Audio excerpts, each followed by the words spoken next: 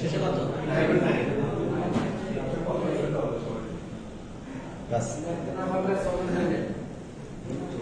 আচ্ছা, আমাদের গত ক্লাসে যেটা ছিল, আলহামদুলিল্লাহ সাল্লাল্লাহু আলাইহি ওয়াসাল্লাম, ওয়াইদা ক্বরাতাল কুরআনা জাআলনা বাইনাকা ওয়া বাইনাল লাযিনা লা ইউমিনুনা বিল আখিরাতি হিজাবান মাসতুরা, যে যখন সূরা বানী ইসরাঈল 45-46 গত সপ্তাহে করা হয়েছে, ওইখানকার সাথে আজকের সম্পর্ক আছে। সেজন্য আল্লাহ তাআলা বলছেন যে যখন আপনি কোরআন পাঠ করেন তখন আপনার মাঝে এবং যারা ঈমান আনে না তাদের মাঝে একটা প্রচ্ছন্ন আল্লাহ তাআলা পর্দা করে দেন, এবং আল্লাহ তাআলা তাদের অন্তরের উপরে মোহর, অন্তরের উপরে ঢাকনা আবরণ দিয়ে দেন, যাতে তারা এটা না বোঝে, এবং তাদের কানের উপরে আল্লাহ তাআলা বধিরতা দেন। আর যখন আপনার রবকে আপনি স্মরণ করেন কোরআনে, এক আল্লাহকে যখন আপনি স্মরণ করেন একাকী হিসাবে, তখন তারা পলায়ন করে। এখানে কেন তারা বুঝতে পারে না, আল্লাহ তাআলা কেন তাদেরকে পর্দা করে দেন, এই বিষয়টার আলোচনা আজকে আসবে। যে আল্লাহ তাআলা পর্দাটা যে দেন, কেন দেন, কারণ কি? আল্লাহ তাআলা বলছেন নাহনু আ'লামু বিমা ইস্তামিউনা বিহি, কেননা আমি আ'লামু, আমি অধিক জানি। এর আগে একবার হয়ে গেছে নাহনু, এর সাথে কি হওয়ার কথা? না আ'লামু নাকি নাহনু আ'লামু নাকি না আ'লামু হবে? হ্যাঁ, নাহনু আ'লামু নাকি না আ'লামু?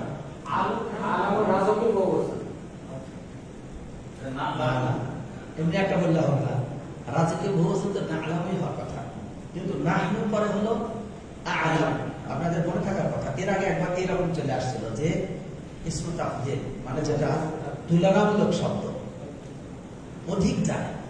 এই অধিক জানানো বোঝানোর ক্ষেত্রে আফআলু অধীনে আসে। কিসের অধীনে? আফআলু। এই জন্য আ'লাম, নাহনু আ'লাম, অধিক জানি। এখানে আ'লাম মানে আমি জানছি বা জানবো এই অর্থে না, এখানে আ'লাম মানে অধিক জানি। অধিক জানি মানে অন্যের তুলনামূলক যে জানি, সবার চেয়ে বেশি জানি। তাহলে নাহনু আ'লাম, আমি অধিক জানি, বিমা ইস্তামিউনা বিহি, তারা যা শ্রবণ করে। আচ্ছা, এটা কি মনে আছে নাকি আবার একটু দেখানোর প্রয়োজন আছে? এই বইটা আছে, এখানে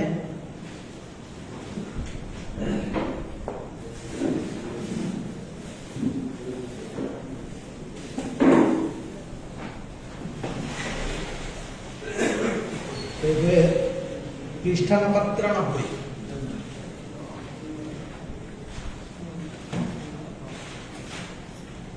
পৃষ্ঠা 93।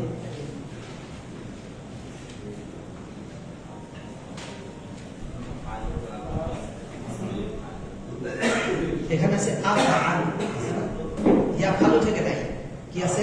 আফআলু, আফআলানি, আফআলুনা, আফআলু, ফুআলা, ফুআলায়াত, ফুআলু, ফুআলায়াত। এখানে আফআলু, এই ওজনটা এখানে আসছে, নাহনু আ'লাম। আচ্ছা, পার্থক্য কি? আলিমা ইয়া'লাম, সেখান থেকেও তো আ'লামু হয় না, আলিমা ইয়া'লাম, ওয়াহিদ মুতাকাল্লিম কি হবে? আ'লাম। তাহলে ওইটা আর এটা একই রকমই মনে হচ্ছে। এই আ'লাম শব্দের মাঝে হয়তো চেনা যাবে না, কিন্তু অন্য শব্দে চেনা যাবে। এখানে এইটার বানানোর নিয়ম হলো, এই যে গঠন প্রণালী 92 পৃষ্ঠায়, ফেলে মুজারা থেকে ইসমে তাফদীল গঠিত হয়। ইসমে তাফদীলের মুযাক্কার ও মুআন্নাসের সিগা গঠন পদ্ধতি ভিন্ন ভিন্ন। মুযাক্কার গঠন পদ্ধতি আলামতে মুজারাকে ফেলে দিয়ে বা বিলুপ্ত করে সেই স্থানে জবরযুক্ত একটি হামজা যোগ করতে হয়। তাহলে আলিমা থেকে ইয়া'লামু, ইয়া'লামু ইয়াটাকে দূর করে কি আসলো? আ'লাম। এবং অতঃপর আইন কালেমাতে জবর না থাকলে জবর দিতে হবে। আলিমা ইয়া'লামু, এখানে আইন কালেমাতে জবর আছে, তাই না? ইয়া'লাম আইন কালেমাতে জবর, যেহেতু জবর আগের থেকে ছিল সেই জন্য আর নতুন করে জবরের কোনো প্রয়োজন নাই, ফলে একই রকম লাগছে। কিন্তু যদি নাসারা ইয়ানসুরু থেকে বানাই তাহলে কি হবে? আনসারু হবে, আনসারু। পরিবর্তন আসবে তখন ওয়াহিদ মুতাকাল্লিম হবে আনসুরু। ওয়াহিদ মুতাকাল্লিম যেটা ছিল আগে নাসারা ইয়ানসুরু, ওয়াহিদ মুতাকাল্লিম আনসুরু, কিন্তু ইসমু তাবদীল এসে হবে আনসার। এই জায়গায় পার্থক্য বোঝা যাবে। তো আলিমাই আলমের জায়গায় মূলত পার্থক্য বোঝা যাচ্ছে না, কারণ আইন কালেমাতে জবর আছে, কিন্তু ব্যবহার হয়েছে আ'লামের বদলে। এই জন্য হলো নাহনু আ'লাম। তাহলে আ'লাম মানে কি? আমি জানছি বা জানবো, এটা নাহনু আ'লাম, আমি অধিক জানি। আপনারা সকলে বুঝে আসলে বিষয়টা, তাই না? নাহনু আ'লাম, আমি অধিক জানি। আনসার যদি জবর হয় সেক্ষেত্রে কি অধিক হবে? জি, সেক্ষেত্রে এই অর্থ কি অধিক হবে? আনসার যেটা বলে, হ্যাঁ, আনসার যখন হবে নাসারা ইয়ানসুরু, ইয়ানসুরু মানে সে সাহায্য করছে বা করবে। আনসুরু পেশ দিয়ে আমি সাহায্য করছি বা করব।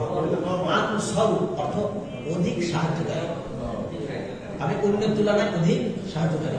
আমরা যদি এখানে মিলাই নাহনু আনসার মিনহুম, যে জায়গায় জবরটা হবে অধিক বোঝাবে না, ওই জায়গায় এটা অবস্থান আগে পরে দেখে মিলাতে হবে, যেটা কোন ধারা থেকে আসছে, আগে পরে দেখে। যেমন আমরা এখানে দেখছি আগে আছে নাহনু, স্বাভাবিক যদি মুজারের নিয়ম অনুপাতে হতো তাহলে হতে হতো না আলাম, নাহনু না আলাম, তাহলে না ঠিক ছিল, কিন্তু না আলাম নাই। তাহলে আমরা এখন মুজারে পড়ছি, আমরা এখন ভুল করে বলতে পারি নাহনু পরে আলাম, না, এটা ভুল হয়েছে, যখন দেখা লাগছে কারণ ভুল দিতে হবে, কোরআনে এবার ভুল পাইছে না, এত দূর দূরানো দরকার, আর টাইম আছে, ঠিক কিনা? তাহলে নাহনু আ'লাম এটা সঠিক, কারণ এটা অন্য ধারা থেকে আসা, অর্থাৎ ইসমে তাফসীল থেকে আসা। এটা ফিলের মুজারের যে নিয়ম, সেই নিয়ম থেকে এটা আসা ব্যতিক্রম। জি, ব্যতিক্রম না, এটা একটা আলাদা নিয়ম, এটা আরেকটা গুরুত্বপূর্ণ নিয়ম। হয়তো আমাদের এখনো ব্যবহার শেখা হয়নি তাই, কিন্তু এটা হাজার হাজার শব্দ আসলে আগে তাই। তো নাহনু আ'লাম, তাহলে অর্থ হলো আমরা অধিক জানি। বিমা ইস্তামিউনা, তারা যা শ্রবণ করে, বিমা ইস্তামিউনা বিহি, তারা যা শ্রবণ করে, ইদ ইয়াস্তামিউনা ইলাইকা, যখন তারা আপনার কাছে শোনে, ওয়া ইদহুম নাজওয়া, এবং যখন তারা পরস্পরের পরামর্শ করে, নাজওয়া মানে মুতানাজিনা, পরস্পরের আলোচনা করে, গোপনে আলোচনা করে। ইদ ইয়াকুলু যালিমুনা, কেমন না জালেমরা, যখন জালেমরা বলে ইন তাত্তাবিউনা, তোমরা শুধু অনুসরণ করো, ইল্লা রাজুলান মাসহুরা, জাদুগ্রস্ত ব্যক্তি। এখানে ইন বিমানা মা, অর্থাৎ মা তাত্তাবিউনা ইল্লা রাজুলান মাসহুরা, তোমরা শুধুমাত্র জাদুকরেরই অনুসরণ করো। এখানে খেয়াল করতে হবে, বাংলা দেওয়া আছে ইন, অর্থ কি দেওয়া আছে? জানি ইন মানে যদি, ইন মানে যদি। এখানে মানুষ যেন অর্থটা বুঝতে পারে সেই দিকে খেয়াল করে অর্থটা নিয়ে আসা, কারণ এখানে ইন এর পরে যখন ইল্লা আসবে, ইন এর পরে ইল্লা, তখন ওই ইনটা মূলত না এর অর্থ হতো না।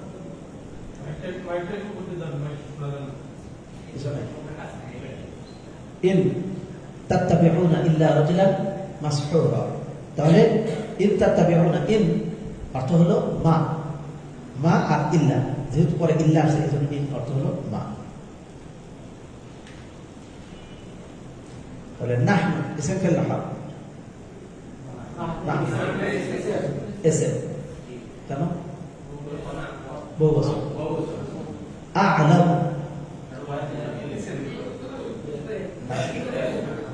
এবার ফেস আ'লাম,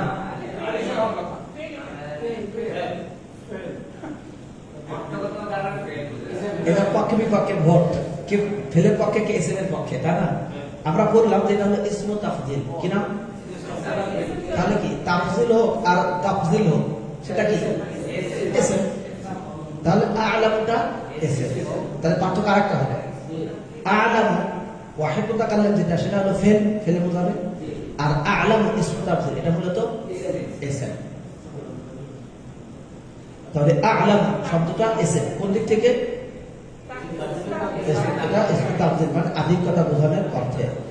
কিন্তু স্বাভাবিকভাবে কেউ যদি বলে ওয়াহিদ মুতাকাল্লিম, তাহলে প্রাথমিক ভুল মানে নেওয়া ছাড়া কোনো উপায় নাই, কারণ আমরা জানি শেষে ফেলের শেষে পেশ হয়, কি হয়? ফেলের শেষে পেশ হয়, সেই দিক থেকে ফেল, এটা প্রাথমিকভাবে কেউ যদি বলে আপাতত ইসমে তাফজিল না জানা পর্যন্ত মেনে নিয়ে চুপচাপ, ঠিক আছে। যাই হোক, তাহলে নাহনু আ'লামু, আ'লামু ইসম, বিমা ইয়াস্তামিউনা বা হরফ, মা ইসম, ইয়াস্তামিউনা ফেল, কোন ফেল?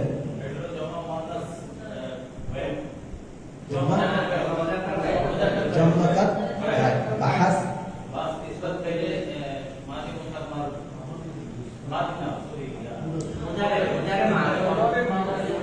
আমাদের অনেকবার বলছি যে ভুল বলার চেয়ে সঠিকটা দেরি করে বলা ভালো, তাড়াতাড়ি বলে ভুল বলার চেয়ে সঠিকটা দেরি হলেও ভালো। তাহলে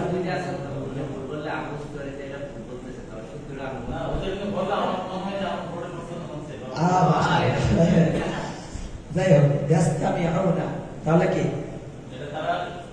সেগা জমকার বাহাস, ইসবাত ফি'ল মুদারি মারুফ, অর্থ শুনছে বা শুনবে। এখানে একটা জিনিস জানলে ভালো, সামিআ ইয়াসমাউ মানে শুনছে বা শুনবে, আর এখানে আছে ইয়াস্তামিউনা, সামিআ ইয়াসমাউর সাথে কোনো মিলছে না, ঠিক না? আরবিতে নিয়ম আছে, অক্ষর বেশি হলে অর্থের ব্যাপকতা থাকে। ইয়াস্তামিউনা সিনটা আরো বৃদ্ধি করে ইয়াসমাউনা বললেই হতো, কিন্তু বলা হলো ইয়াস্তামিউনা। ইয়াস্তামিউনা মানে মনোযোগ সমস্যা। তাহলে ইদ ইয়াস্তামিউনা বিমা ইয়াস্তামিউনা, তারা মনোযোগ সহকারে যেটা শোনে, এদের এখানে শব্দটা দিয়ে রাখছে মনোযোগ, অর্থাৎ হরফ যখন বেশি হয়, সামিআ মানে শোনা, কিন্তু ইস্তামা মানে মনোযোগ শোনা।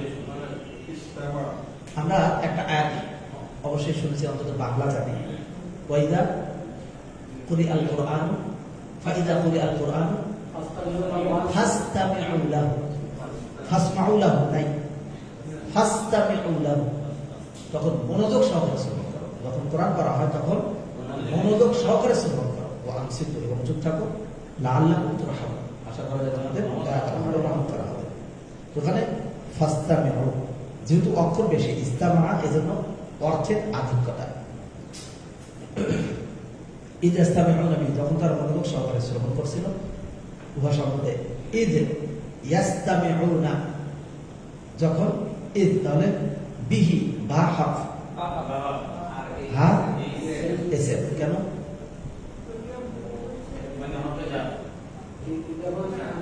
বা হরফে দ্বারা আসার কারণ বোঝা যাচ্ছে পরেরটা এসে, ঈদ যখন এসে ইয়াস্তামিউনা, আগের মতোই একবারে শেষ। আচ্ছা, ফেল মুযাক্কার গায়ব বাহাস ইদবা ফিল মুদারি মারুফ, ইলাইকা, ইলা হারফ, কা ইসম, ওয়া ইদ ইসম, হুম ইসম, নাজওয়া ইসম, ইসম কোন পরামর্শ, নাজওয়া তবে ফেলের সাথে মিল আছে, যেমন নাফআলু, মানে কিছুটা মিল আছে, মূলত এটা ইসম নাজওয়া। ইসম এটা আলাদা ওজন আর কি। নাজওয়া, নাজওয়া বলা হয় হলো গোপন পরামর্শ করা, গোপন পরামর্শ করা, এটা বলা হয় নাজওয়া। নাজওয়া এটা যদি ফেল এসে হতো যখন আমরা পরামর্শ করি, হতে পারে কোনো জায়গায় নাজওয়া আসতে পারে, কিন্তু এখানে হলো ইদহুম নাজওয়া। নাজওয়া এখানে মুতানাজিনা অর্থে, অর্থাৎ আমরা যখন তারা পরামর্শ করতেছিল। বললাম আপনার যদি স্বাভাবিক যেটা জানা, নুন জমদা কালের চিহ্ন ঠিক আছে, তাই না, শেষে হয়তো পেশ ছিল, জবর হয়ে গেছে, এই ধারা থেকে স্বাভাবিকভাবে ধরে না যায় জমদা কালের ঠিক আছে, কিন্তু আসলে এটা এসে কোনো জায়গায় মিলে যেতে পারে, মিলে গেলেও তো বাংলাতেও আছে, সব ভাষাতেই আছে, আছে কি যে দেখা যাচ্ছে ওইটার মতো, কিন্তু ওইটা না, এখানে একটা আলাদা নিয়ম আছে। যে ঈদ ইয়াকুলু সেগা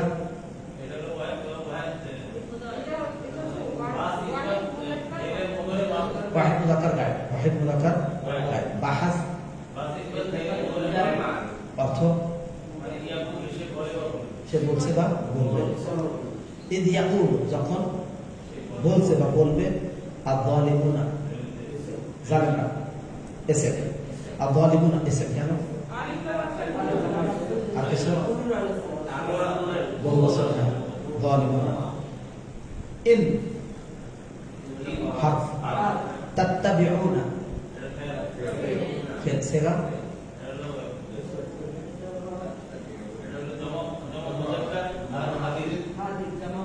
جمع مذكر حاضر بحث إلا حرف رجلا اسم مسحورا اسم طب إن تتبعون إلا رجلا مسحورا এখানে আল্লাহ রাব্বুল আলামিন বললেন আমি অধিক জানি তখন যা করে। এখানে মূলত প্রথম নাম্বার কথা নাহনু আ'লামু বিমা ইয়াসতামিউনা বিহি ইযা ইয়াসতামিউনা ইলাইক। আল্লাহ তাআলা আগে বলছেন যে যখন ইন ওয়াজআলনা আলা কুলুবিহিম আকিন্নাতান আন ইয়াফকাহুহু ওয়া ফি আযানিহিম ওয়াকরা, তাদের অন্তরের উপরে আমি আবরণ দিয়েছি এখান থেকে বুঝতে, ফলে তারা বোঝে না। এ আয়াতে আল্লাহ বললেন যে আমি জানি যে তারা কি বিষয় বা কি মনোযোগ দিয়ে শোনে, অর্থাৎ তাদেরকে আমি এখান থেকে হেদায়েত দিতে আবরণ করে দিয়েছি।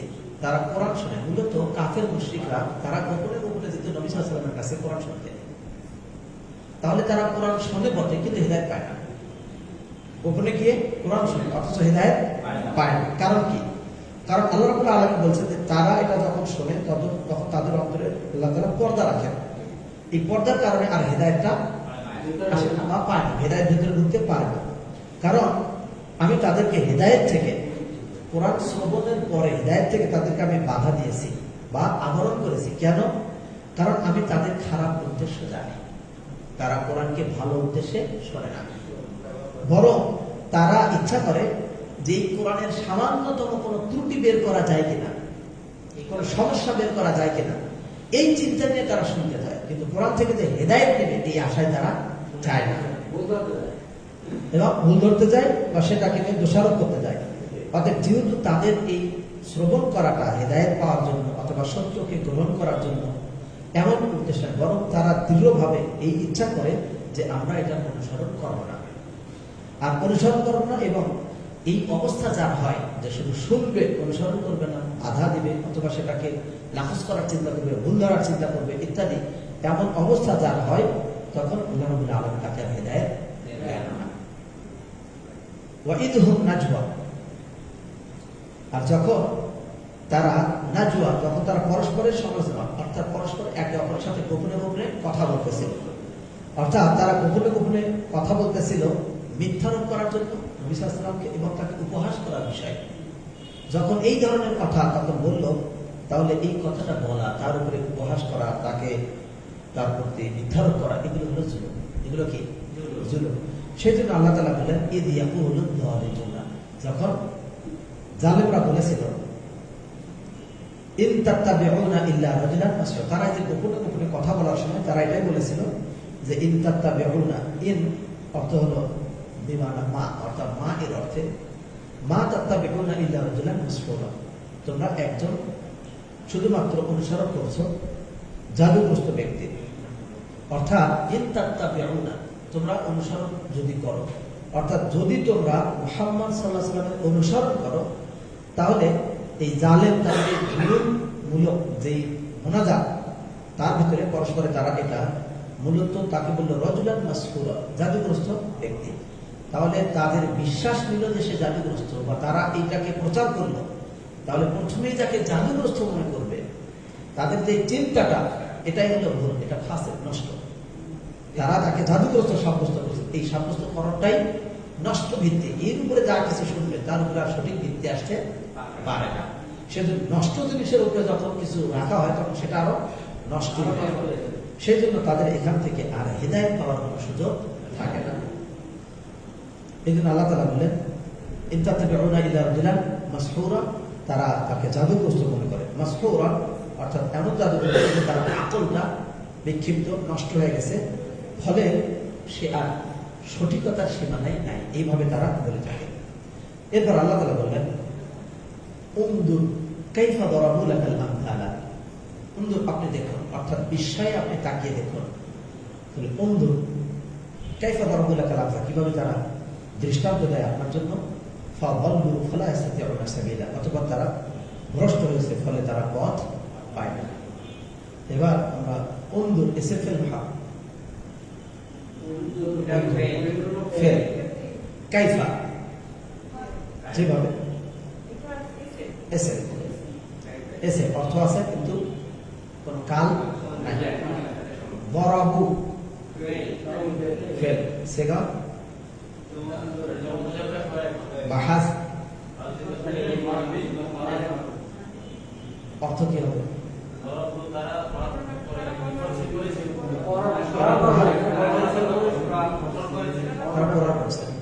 দরাবা এই শব্দটা নানান রকমের অর্থ আছে।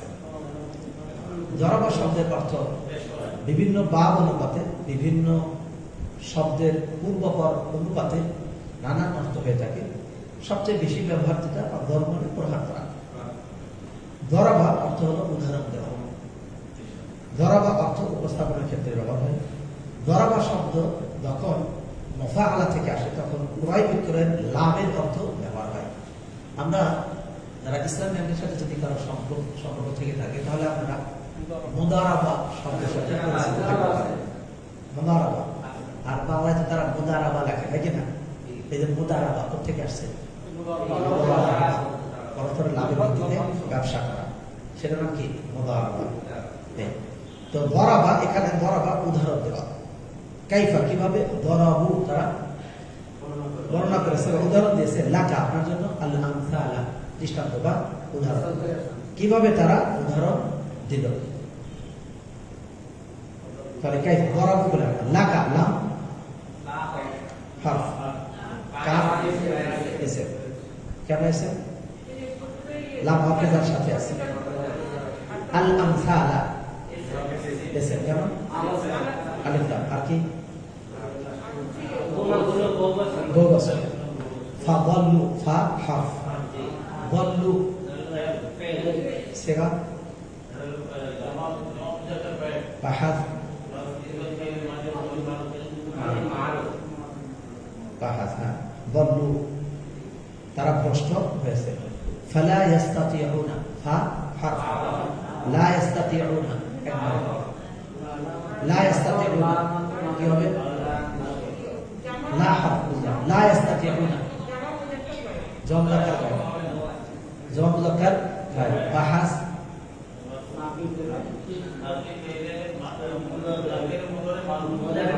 নাফি ফিলে মুদারে অর্থ তারা সক্ষম হবে না।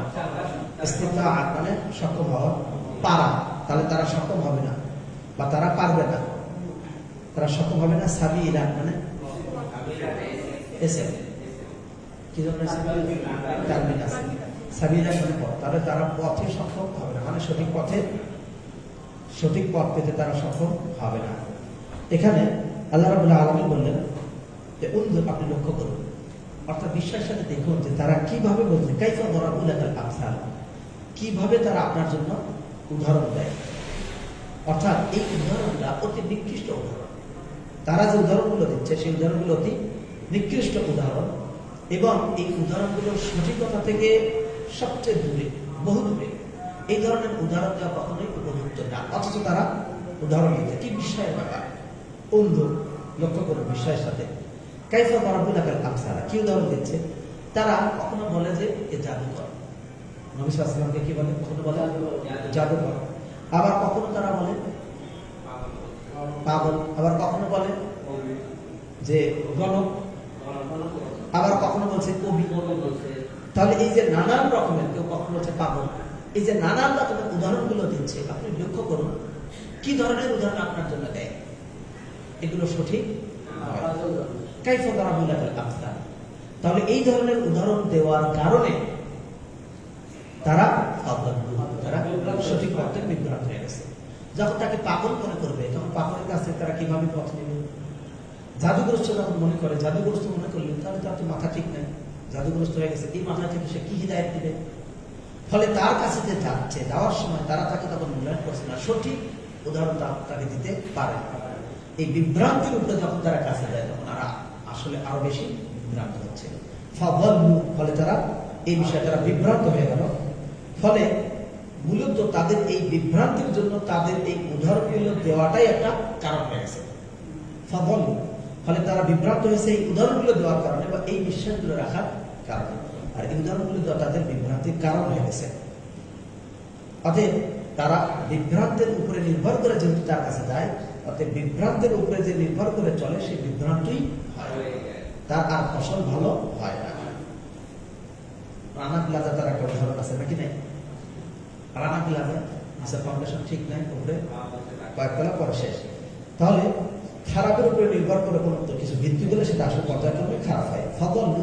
ফলে তারা বিভ্রান্ত হল সঠিক পথ থেকে। ফলা ইস্তাতিউনা সাবিলা, অতএব তারা সঠিক পথ পাবে না। যেই পথ পাবে না, ফলে তাদের ভাগ্যের অংশ হলো ভ্রষ্টতা এবং তাদের ভাগ্যের অংশ হলো যে শুধুমাত্র জুলুম। কারণ নবী সাল্লাল্লাহু আলাইহি ওয়াসাল্লাম যা কিছু করেছে সবগুলোই জুলুম, সঠিক করে না। এখন আজকের যেটা আমাদের এখান থেকে শিক্ষা সেটা হলো যে এখন আমরা যে প্রশ্ন আকার জন্য বলি যে আমাদের কোরআন পাঠের জন্য উত্তম পন্থা কি, কিভাবে আমরা কোরআনকে পাঠ করবো তাহলে আমরা হেদায়েত পাবো। উত্তর হলো যে কোরআন কারীম পাঠ করতে গেলে হেদায়েত যেন আমরা পাই এই আশা নিয়ে, এই ইচ্ছা নিয়ে, দৃঢ় সংকল্প নিয়ে পড়া করা। শুধু আরবি তেলাওয়াত করলে হেদায়েত পাওয়া সম্ভব না। আরবি তেলাওয়াত করলে সওয়াব পাওয়া সম্ভব, এর মাধ্যমে আমলনামা কিছু বাড়তি হবে, কিন্তু আরো ভালো কিছু শেখার জন্য কোরআনের অর্থ করতে হবে। তাহলে আমরা ভাগ করে নিতে পারি 1 ঘন্টার ভিতরে 10 মিনিট অন্তত অর্থ করলাম এবং বাকি অংশটা এমনি তেলাওয়াত করলাম, অথবা হাফ করে নিলাম, অথবা বেশিরভাগই অর্থ করলাম, 10 মিনিট তেলাওয়াত করলাম। মোট কথা হলো যে আমাদের যেন আমরা হেদায়েত পাই সেই আশা নিয়ে তেলাওয়াত করতে হবে। আর তেলাওয়াতের ক্ষেত্রে মনোযোগ সহকারে শ্রবণ করা, এই নিয়তে যেন আমরা সত্যকে গ্রহণ করি, আমরা যেন সেটাকে অনুসরণ করি, পথ পেতে পারি। সাথে সাথে কোরআনুল কারীম এটা পাওয়ার জন্য, হেদায়েত পাওয়ার জন্য আল্লাহর কাছে দোয়া করা, যেন আল্লাহ তাআলা হেদায়েত দান করেন। কারণ কোরআনুল কারীম এটা হেদায়েত পাওয়ার জন্য আমাদের জন্য যেমন দোয়া জরুরি, অনুরূপভাবে আমাদের তাকওয়া অবলম্বন জরুরি। কারণ কোরআন আল্লাহ তাআলা সকলের জন্য হেদায়েত স্বরূপ দিয়েছেন। যেমন রমজান মাস আসলে আমরা এই আয়াত বেশি শুনি, হুদাল লিন-নাস, শাহরুর রমাদান আল্লাযী উনজিলা ফীল কুরআন হুদাল লিন-নাস, সকল মানুষের জন্য হেদায়েত। এই হিসেবে আল্লাহ কোরআনকে দিয়েছেন। কিন্তু হেদায়েত পায় কে? যারা তাকওয়া অবলম্বন করে। আল্লাহ তাআলা কি বললেন? যালিকাল কিতাবু লা রাইবা ফীহি হুদাল লিল-মুত্তাকিন, তাকওয়া অবলম্বন যারা করে। তাহলে আল্লাহর তাকওয়া অবলম্বন করলে এই কোরআন দ্বারা আমরা হেদায়েত পেতে পারি। সেজন্য আল্লাহ রাব্বুল আলামিনের কাছে দোয়া করা, আল্লাহ রাব্বুল আলামিন যেন আমাদেরকে হেদায়েত দান করেন। আমিন। প্রশ্ন হতে পারে, এর আগে চলে গেছে প্রশ্ন, যে হুদাল লিন-নাস সকল মানুষের জন্য হেদায়েত নাকি হুদাল লিল-মুত্তাকিন শুধু মুত্তাকির জন্য হেদায়েত, কোনটা ঠিক? হুদাল লিন-নাস সব মানুষের জন্য এই কোরআনটা হুদা, হ্যাঁ, কিন্তু হেদায়েতটা গ্রহণ করে মুত্তাকিরা। সকল মানুষের জন্য আল্লাহ হেদায়েতের জন্য দিয়েছেন, কিন্তু হেদায়েতটা গ্রহণ করে কারা? এই জন্য হুদাল লিন-নাস তার জায়গাতে ঠিক, আর হুদাল লিল-মুত্তাকিন জায়গাতে ঠিক, উভয়টাই সঠিক। আল্লাহ তাআলা আমাদেরকে কোরআনের হেদায়েত করার তৌফিক দান করেন। আমিন। জি,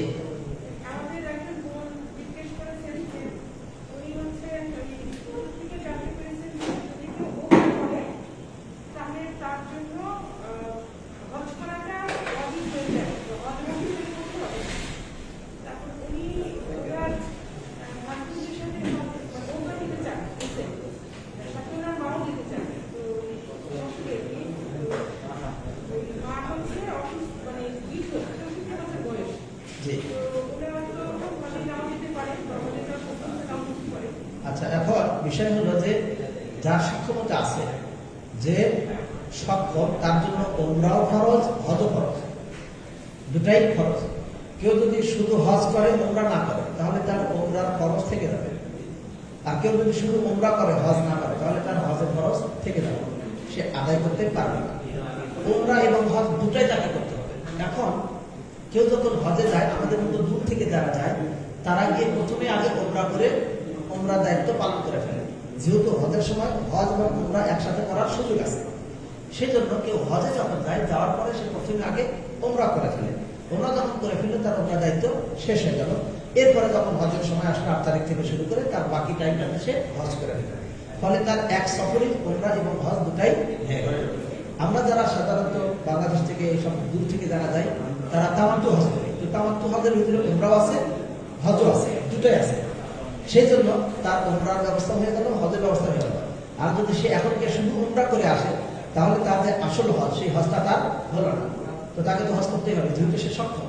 এর দ্বারা তার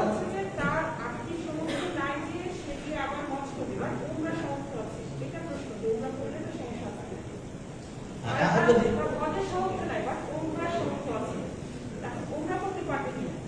আচ্ছা, এখন যার শুধু ওমরার সামর্থ্য, তাহলে যার যেরকম সামর্থ্য সেই অনুপাতে কাজ করে। যদি কেউ হজ করতে মোটেই না পারে, ওমরা করতে, তাহলে সে ওমরা করে নেবে। কিন্তু একটু দেখার বিষয় যে আমি যেটাকে অক্ষম মনে করতেছি সেটা কি আসলেই অক্ষমতা নাকি অক্ষমতা নয়, এটা একটা দেখার বিষয়। হয়তো আমি ভাবছি আমি সক্ষম না, কিন্তু আমি একটু কষ্ট করলে কম বেশি একটু মিলালে পরে দেখা যাবে আমি সক্ষম। তো সক্ষমতাটা ভালোভাবে খেয়াল করতে হবে। সম্ভাবনা আছে আমাদের বাংলাদেশ থেকে যারা যায়। আচ্ছা, এখন মায়ের যদি 64 বছর বয়স হয় বা মায়ের ক্ষেত্রে, মায়ের ক্ষেত্রে যদি এমন হয় যে মা হজ করতে সক্ষম না বা উমরা করতেও সক্ষম না, তাহলে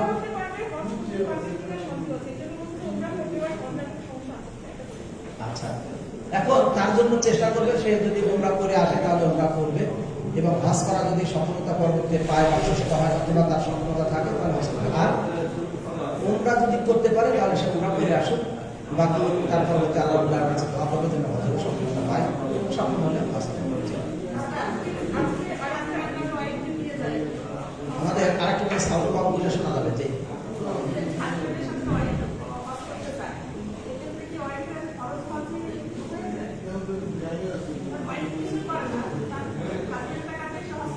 আচ্ছা, হাজবেন্ডের টাকা দিয়ে যদি ওয়াইফ যদি হজ করতে যায়, তাহলে মূলত ওয়াইফের উপরে তো হজ এমনি টাকা না থাকলে খরচ না, কিন্তু সে যদি হজ করে ফেলে স্বামীর সাথে গিয়ে, তাহলে তার উপরে যে হজ খরচ হলেও পরবর্তীতেও যদি খরচ হয়, তাহলে তার অগ্রিমভাবে হজ হয়ে গেছে।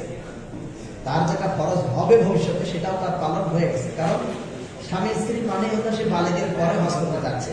অর্থাৎ বালেগের পরে যখন কেউ হজ করতে যাবে, তখন যেভাবে যাক, অন্য কেউ অন্য কারো সাহায্য যাক অথবা সহযোগী যেভাবে যাক, তার পক্ষ থেকে হজটা পালন হয়ে যাবে। যদি বালেগ হওয়ার আগে ছোট বাচ্চা যদি হজ করে, তাহলে ওই বাচ্চার হজ তখন পূর্ণ হবে না। বড় হওয়ার পরে যদি সে সফল হয়, আবার তাকে হজ করতে হবে। কিন্তু যেহেতু স্বামী স্ত্রীর ব্যাপার, তার মানে বালেগ উভয়ের হজ হয়ে যাবে।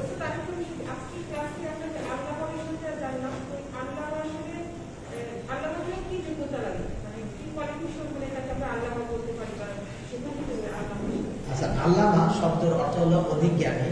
মূলত যিনি সাধারণভাবে অল্প স্বল্প জ্ঞান না, যিনি প্রায় সব বিষয়ের বিশেষ জ্ঞান রাখেন, সেই হলো আল্লামা, যাকে ওরফের সাথে একটা সম্পর্ক থাকবে।